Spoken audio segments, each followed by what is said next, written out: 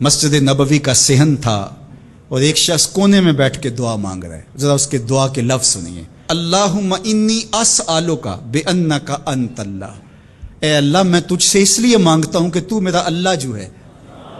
ذرا غور کیجئے. میرے والد گرامی فرماتے تھے کہ بیٹا باپ سے کہے کہ ابا جی میں آپ سے اس لیے مانگ رہا ہوں کہ آپ میرے ابو جو ہیں، تو باپ کو اپنا وجود بیچ کے بھی دینا پڑا تو اس کی ڈیمانڈ پوری کرے گا.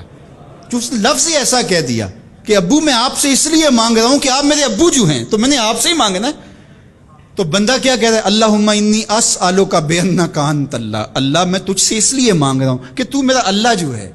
لا الہ الا انت، تیرے علاوہ کوئی ہے بھی تو نہیں. انت الاحد الصمد الذی لم یلد ولم یولد. تو ایک ہی ہے، واحد ہے، اور کوئی ہے ہی نہیں جس در پہ جاؤں. کوئی چوکھٹ نہیں ہے جہاں دامن پساروں، کوئی دہلیز ہی نہیں ہے جہاں جھولی پھیلاؤں. تو بے نیاز ہے اور تجھے نہ کسی نے جنم دیا اور نہ تو نے کسی کو جنم دیا. مالک میں تیرے حضور دعا کر رہا ہوں. یہ وہ دعا کر رہا تھا کہ میرے حضور نے سن لی. تو ایک صحابی کو فرمایا کہ یہ جو دعا کر رہا اب جو مانگے گا اللہ عطا کرے گا. اس نے مانگا ہی اس ڈھب سے ہے، اس ڈھب سے ہے.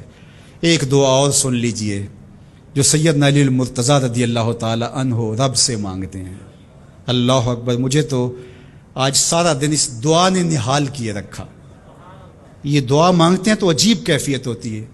یا سریع الرضا اغفر لمن لا یملک الا الدعاء. اے جلدی راضی ہو جانے والے، چھیتی مان جانے والے، اغفر لمن لا یملک الا الدعاء. اسے معاف کر دے جس کے پاس دعا کے علاوہ سہارا ہی کوئی نہیں، جس کے پاس دعا کے علاوہ کچھ ہے ہی نہیں جو پیش کر سکے. التجا ہی کر سکتا ہے، ترلا ہی کر سکتا ہے، منت ہی کر سکتا ہے.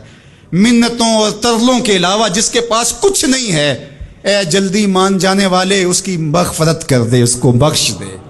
اللہ اکبر. تو وہ کریم ہے، وہ کہتا ہے میرے در پہ آؤ تو صحیح، کوئی جھولی پھیلاؤ تو صحیح. ہم تو مائل بکرم ہیں، کوئی سائل ہی نہیں.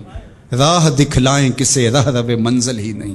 کوئی آئے تو صحیح، جھولی پھیلائے تو صحیح، کوئی طلب تو کرے. دنیا والوں سے مانگیں تو ناراض ہوتے ہیں، اللہ سے نہ مانگیں تو ناراض ہوتا ہے. اللہ کہتا ہے مجھ سے نہ مانگو گے تو پھر کس در پہ جاؤ گے؟ قل ما یعبؤ بکم ربی لولا دعاؤکم. اگر تم نہیں مانگو گے تو پھر وہ بھی پرواہ نہیں کرے گا.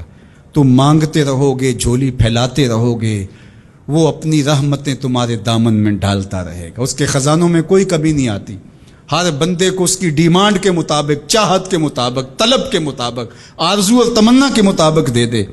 اس کے خزانوں میں پھر بھی کوئی کمی نہیں آتی. تو اسی سے مانگیں.